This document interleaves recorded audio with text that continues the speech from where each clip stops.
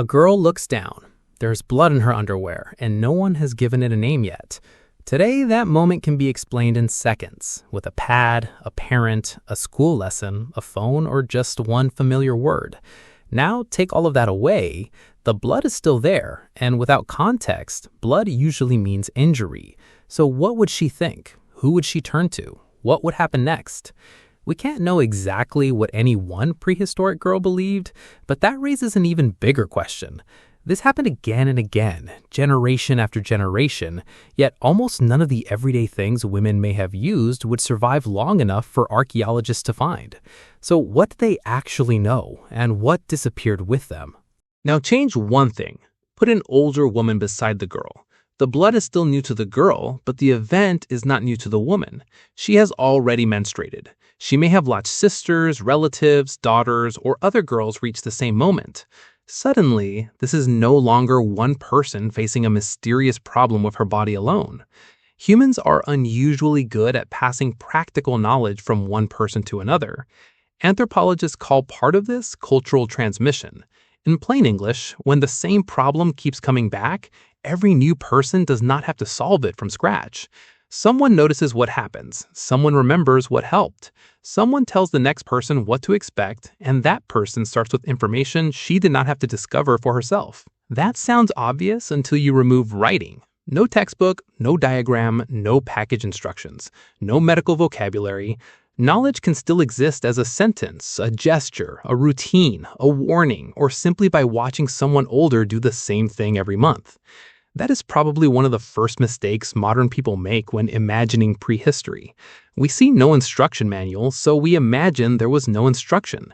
But humans were teaching each other long before they started writing things down. There is still a limit to what we can claim. We don't know what any one prehistoric girl thought when she saw menstrual blood for the first time.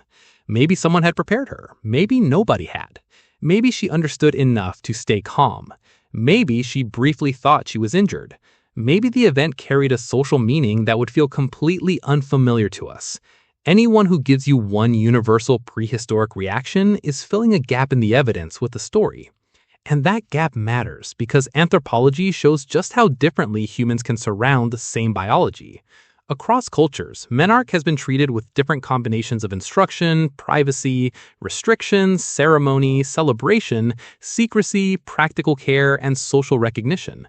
That doesn't mean we can copy a modern traditional society and call it prehistory. It tells us something narrower. The blood can be biologically similar while the meaning around it changes. You can see that without even leaving the modern world. One girl sees her first blood after years of hearing what menstruation is. She knows where the pads are, she knows who to tell, maybe she even expected it soon. Another girl knows periods exist, but nobody ever explained what the first one would actually look like. She sees red in her underwear and gets that quick, private jolt. Wait, is something wrong? Same body event, different information arriving beforehand.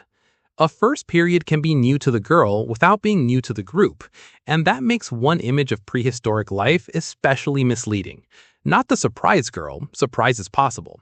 The misleading part is imagining that she had to invent menstruation. Every generation before her had included menstruating humans. The exact explanations could change, the rituals could change, the materials could change, but the biological event kept returning. And recurring problems are perfect conditions for practical knowledge to accumulate. A lot of what feels like personal knowledge still works this way. Someone tells a child which plant not to touch. Someone shows another person how to clean a wound. Someone demonstrates how to carry a baby, prepare food, recognize spoiled meat, or use a tool. The learner receives an answer before paying the full price of discovering it alone. Humans survive partly by inheriting other people's mistakes. Menstruation gave groups another recurring problem around which that kind of knowledge could form. But knowing what the blood means only solves half the problem, because the bleeding is still there. So what did women physically do? Spill a glass of water on a table. Watch your hand do. You usually don't reach for the most durable object in the room. You reach for something soft, something absorbent, something you can fold, hold, wipe with, wash, replace, or throw away. A towel, paper, cloth, whatever works. The action is so ordinary that nobody thinks of it as technology. That's exactly why archaeology has a problem. Human life doesn't survive evenly. Stone can wait, ceramic breaks but pieces remain, bone sometimes survives, metal can corrode and still leave a recognizable object. Soft organic materials have a much worse chance. Plant fibers decay, leather and hide decay, wood decays, many textiles decay.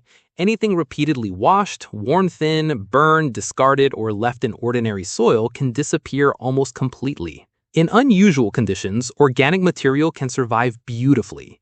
Extreme dryness can preserve textiles. Waterlogged environments can sometimes protect organic objects by limiting oxygen. Frozen ground can preserve things that would otherwise disappear. But those are special windows into the past. Most ancient humans did not live inside archaeological freezers. This creates what archaeologists call preservation bias. In plain English, what survives is not a fair sample of what people actually used, and menstruation is almost designed to exploit that blind spot. The materials that would have been most practical for dealing with blood are often exactly the materials least likely to sit underground for 10,000 years waiting to be found. So when someone confidently says prehistoric women definitely used moss, hide, or one particular fiber as a universal pad, something important has happened. Possibility has quietly turned into fact. Could plant material have been used? Absolutely possible. Could soft hides have been used in some places? Possible. Could woven or cloth-like materials have been used where those technologies existed? Also possible. Could one group have used something completely different from another group living 200 miles away? Of course. Human solutions follow local materials, but plausible is not the same as proven. There's no single prehistoric menstrual product we can honestly place in every ancient woman's hands. And strangely, not knowing is part of the answer. Take whichever soft solution seems most obvious to you. Now bury it beside a stone scraper. Leave both there for 10,000 years. The stone may still be waiting. The soft object may be chemistry. So a future archaeologist finds a scraper and nothing else. Did the soft object never exist, or did it simply fail the survival test? That distinction changes how prehistory looks. Now try the experiment on your own bathroom. Let archaeologists find the tiles, the ceramic sink, the bathtub, glass, metal pipes, maybe a razor. Then you erase everything soft or disposable. No toilet paper, no towel, no underwear, no tissues, no cotton, no sanitary pad, no tampon, no wipes, no packaging, no trash. They could excavate the room perfectly and still reconstruct daily bathroom life badly. The structure survives, the routine disappears.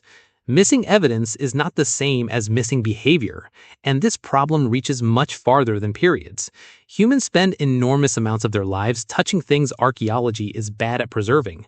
Food baskets, cordage, bedding, wrapping, soft clothing, cleaning materials, temporary containers, things made quickly, repaired repeatedly, then burned or abandoned. Prehistory can look harsher and emptier than lived experience, partly because the soft, boring parts of being human are among the easiest things for time to erase. That may be one of the biggest distortions in how we picture ancient women. A spear point gets a museum case. The ordinary things someone used every few weeks may leave nothing behind. If one soft object from your own daily life would completely confuse an archaeologist after it disappeared, put its name in the comments, because once you start noticing what preservation removes, prehistoric life becomes much stranger. And it creates the next problem. If the object disappears, how can we know practical knowledge existed? The answer is that eventually human knowledge starts leaving different kinds of evidence. Walk into a pharmacy today. Menstruation has an infrastructure, rows of pads, tampons, different sizes, different absorbencies, instructions, medical pain medication, disposable wrappers, medical vocabulary, tracking apps. Entire supply chains build around a biological event that still begins with the same basic fact.